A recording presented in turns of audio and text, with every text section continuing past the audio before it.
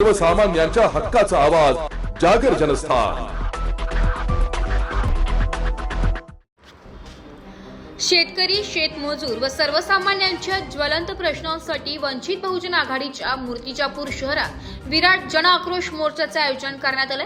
बस स्थानकावरील डॉक्टर बाबासाहेब आंबेडकर यांच्या पूर्णाकृती पुतळ्यापासून निघालेला मोर्चा मेन रोडवरून घोषणा नारेबाजी करत तहसील रोड मार्गे उपविभागीय अधिकारी कार्यालयासमोर पोहोचलाय।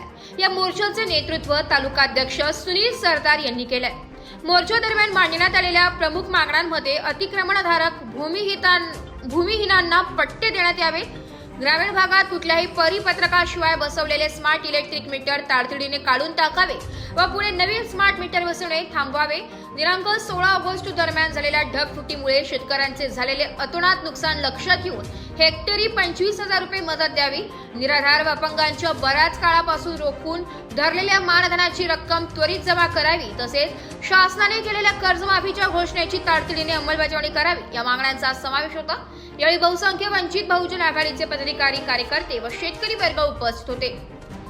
जागर जनस्थानसाठी ब्युरो चीफ प्रतीक उरेकर, मूर्तिजापूर। गोष्ट अशी आहे, शासन खरोखर डोळे लावून झोपलेलं आहे। कारण गेल्या 16 ते 18 तारखेपर्यंत अतिवृष्टी झालेली आहे, ढगफुटी झालेली आहे, झाली तर झाली, पण परंतु काल सुद्धा 28 तारखेला एक ढगफुटी झालेली आहे फार मोठी। परंतु आज पावतो शासनाने कुठल्या प्रकारचं पाऊल उचलले नाही। म्हणून त्याकरिता वंचित बहुजन आघाडीच्या माध्यमातून शेतकरी संघटनेने आम्हाला पाठिंबा दिला आणि सर्व भूमिहीन मजूर इथं उपस्थितीच्या मोर्चामध्ये झाला। त्याचे कारण जे शेतकऱ्यांना कर्जमाफीची घोषणा केली होती, ती घोषणेची अंमलबजावणी आज पावतो या शासनाने केली नाही। ते शासनाने अंमलबजावणी ताबडतोब करून कर्जमाफी करण्यात यावी। दुसरा मुद्दा आमचा असा आहे, जे स्मार्ट मीटर आहेत, स्मार्ट मीटर हे या ग्रामीण भागात लावलेले आहेत, कुठल्या प्रकारचं परिपत्रक नाही आणि गरीब लोक ग्रामीण भागात राहतात। आताच MIDC मध्ये लावले पाहिजे। शहरात जे क्लासरूम अधिकारी लोक राहतात त्यांना एक दीड लाख रुपये पगार आहे, त्यांना साधे मीटर आहेत, इलेक्ट्रिकचे साधे मीटर लावले आहेत आणि गरीब लोकांचा खरोखर इथं छळ होत आहे। म्हणून आम्ही वंचित बहुजन आघाडी आज रस्त्यावर उतरलेलो आहोत।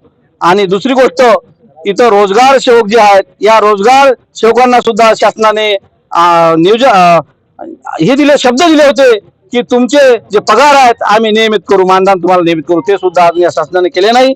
आणि जो भूमिहीन वर्ग आहे त्यांना त्यांचं पोट भरण्यासाठी, कुटुंब चालवण्यासाठी त्यांनी जे हे शासनाची जमीन आहे, हे कोणा बापाची नाही, सरकारी जमीन ते वाहतात। त्यात सुद्धा ग्रामपंचायत काही राजकारण करून त्यांची शेती आलेला तोंडाशी घास हिसकायचे प्रयत्न करतो। म्हणून किमान शासनाने ताबडतोब याची दखल घेतली पाहिजे, त्यांचं पीक कुठल्या प्रकारचं नुकसान होता कामा नये, त्याकरिता आम्ही रस्त्यावर उतरलेलो आहोत। आणि उपविभागीय अधिकारी SDO साहेब यांना निवेदन आज रोजी या मोर्चाच्या माध्यमातून, जनसुविधाच्या माध्यमातून दिलं आहे।